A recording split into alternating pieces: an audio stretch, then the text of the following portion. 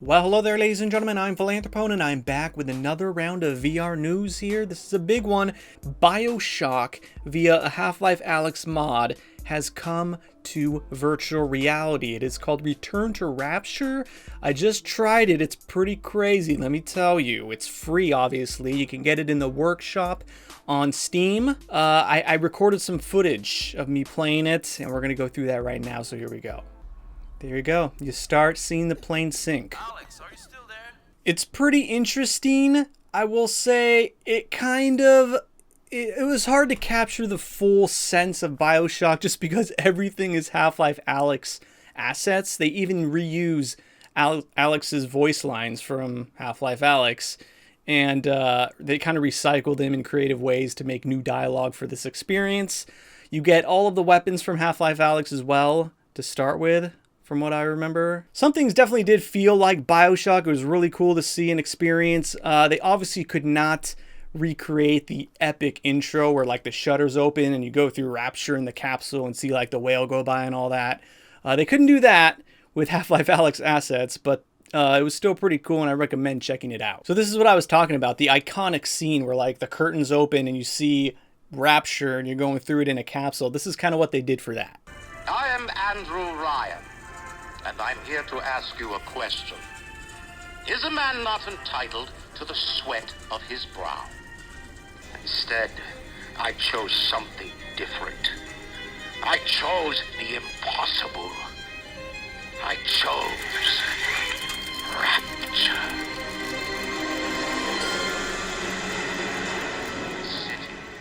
And then nothing really happens. You just continue to descend. The other thing I wanted to show you was just kind of how they did kind of the lighting, the kind of neon light type effects that Bioshock is known for. They did some of the posters, and then they did a gatherer's garden right there, which you collect junk and you throw in the hole to collect resin. I didn't really understand that. I tried throwing a lot of junk in there. Nothing was really happening.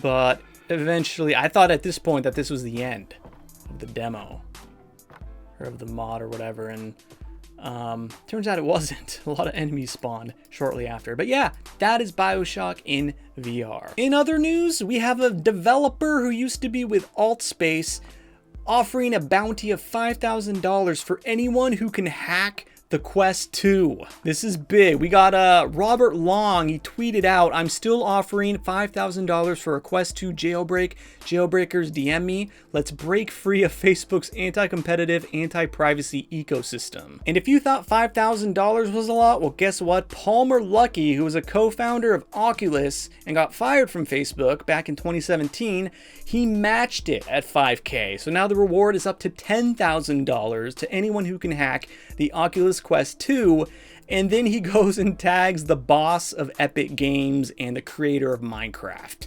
So if those two get in on it as well, that bounty is gonna go way up. All right, and if you are an Alice in Wonderland fan, then you are in luck because some VR experiences are happening regarding Alice in Wonderland. There's an event called Alice Curiositer and Curiositer, I think is how you say it. Basically, there's a museum in London where in March of 2021, an Alice in Wonderland exhibit is opening to the public, like an in-person one. But on October 22nd, they're having a VR kind of preview tour that you can do, like a live guided tour where you can see a preview of this exhibit, apparently. And I was so excited to go sign up for it, only to find out that it was full, apparently, or that they've closed registrations for whatever reason. You go to the VR event sign up, and look, they even have the fields here where you can type in your information, but registration to attend in VR has now closed, but you can still join via YouTube. So you can still watch it live via YouTube on October 22nd. To be honest, I don't know if I would have been able to get up for it anyway, because it's at 7 a.m. and throwing on a headset at like 6 something a.m. ain't my thing, really, to be honest. But I still think it would have been really cool to experience. But what also, there's more good news where they have another thing called, an event called Curious Alice, which is kind of an interactive VR experience created in partnership with the V&A Museum and HTC Vive Arts. and that will be released on Viveport and other VR platforms immediately after this live tour event. And let's see a trailer for that right now.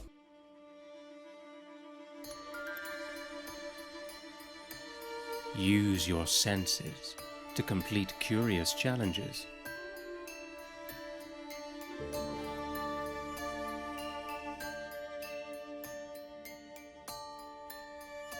Race against the clock to capture the white rabbit's missing glove.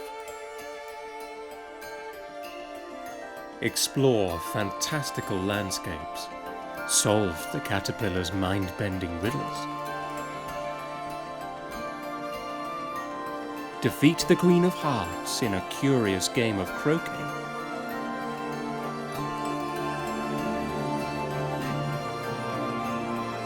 Reward your curiosity.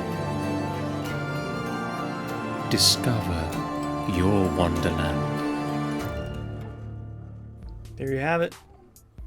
I mean, I feel like they showed a lot there. Like, that was almost like a spoiler. Like, I feel like they showed everything, but still, it looks really cool. I think it's going to be $3.99. So unfortunately, £3.99 is it? Because this is a UK museum, and all of this is why it's so early, this thing.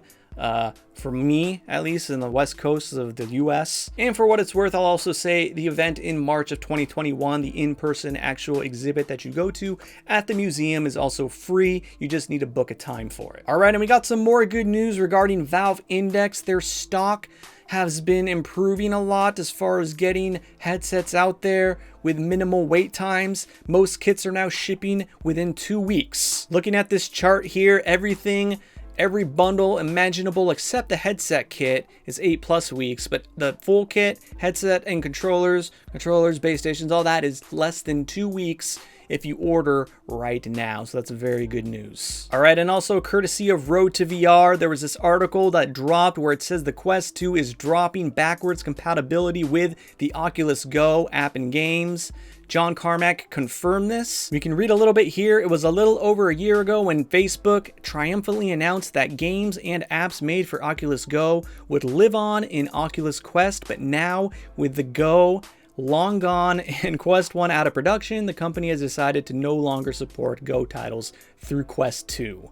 So no more Go. The Go is pretty much done. If you got a Quest 2, it's especially done. Maybe it'll be a collector's item someday. If you have any type of first-gen VR equipment, I definitely hold on to it, especially if you somehow manage not to open it. It's going to be worth a pretty penny someday. All right, so that pretty much does it for the news. Thank you so much for watching. I'd appreciate it if you guys like the video and you subscribe to the channel to keep up with all of the latest trends regarding virtual reality as well as gameplay videos in the future. Thank you so much as always for watching. Until next time, peace.